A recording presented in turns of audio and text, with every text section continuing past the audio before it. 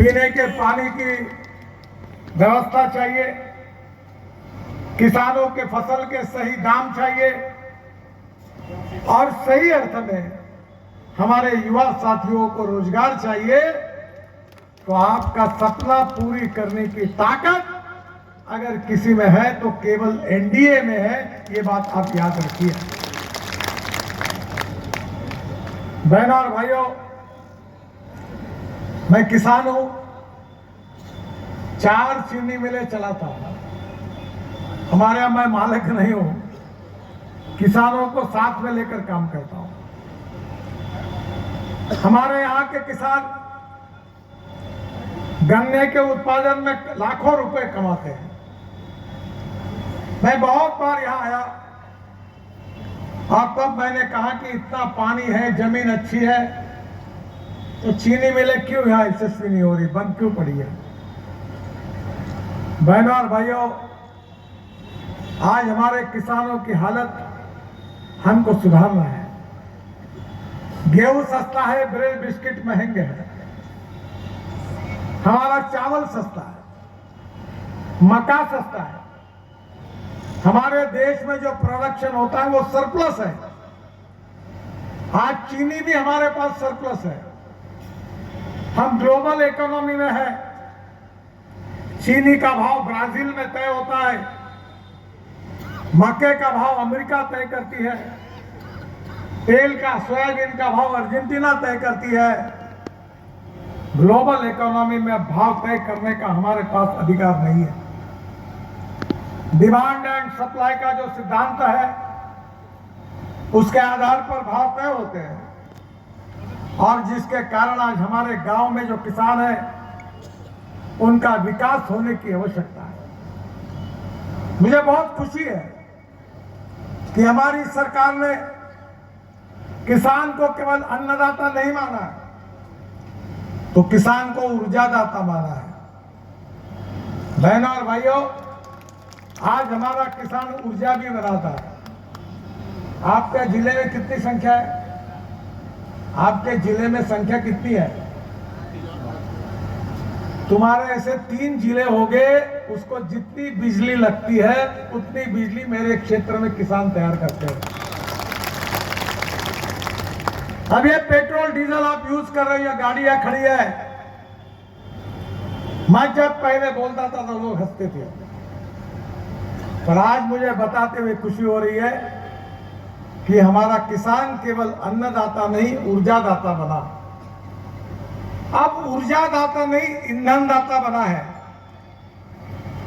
जनार्दन सिंह जी के साथ मेरे घर पर आइए, दिल्ली में एक टोयोटा की इनोवा गाड़ी है जो ब्रोकन राइस से, मक्के से, शुगर के जूस से, मोलाइसिस से जो इथेनॉल बनता है, 100% इथेनॉल पे चलती है। वो गाड़ी ऐसी है कि 60% बिजली भी तैयार करती है। हमारे यहाँ पेट्रोल 120 रुपए लीटर में मिलता है और ये 65 रुपए लीटर का इथेनॉल यूज होता है जो किसान तैयार करते हैं। अगर एवरेज के तुलना में पेट्रोल की तुलना करेंगे तो पेट्रोल का भाव 25 रुपए लीटर होता है, 25 रुपए लीटर। हमारे देश में हम किसान को ईंधनदाता बना रहे हैं। आप ये बजाज की मोटरसाइकिल यूज करते हो, ये टीवीएस की चलाते हो, हीरो होंडा की चलाते हो। मैं ट्रांसपोर्ट मंत्री हूं, मैंने चारों कंपनियों की अब मोटरसाइकिल लॉन्च की है, वो पेट्रोल पर नहीं तो 100% किसानों ने तैयार किए हुए इथेनॉल पर चलती है। बहनों और भाइयों, हम 22 लाख करोड़ रुपए हमारे देश के बाहर जाते हैं और ये 22 लाख करोड़ से ये जो पेट्रोल, डीजल, फॉसिल फ्यूल देश में आयात होता है। हमारा सपना है कि इस देश का ईंधन इस देश का किसान तैयार करेगा। अब मुझे कोई नहीं पूछता सवाल, मैं 2004 से बोल रहा हूं, तब लोग मुझे बोलते थे कि ये कैसे होगा। आपके यहाँ बिहार के ऊर्जा मंत्री है, सीनियर है, क्या नाम है उनका? विजेंद्र जी। हाँ, मुझे बहुत फोन करते हर सप्ताह, मेरा हर भाषण सुनते हैं और मुझे बताया गया कि उनके रूम में मेरा फोटो लगा हुआ है और मुझे याद करते हैं। तो मुझे हर बार कहते हैं कि ये सब बातें हो जाएगी तो देश के तकदीर और किसान के तकदीर बदल जाएगी। ये बदल सकती है।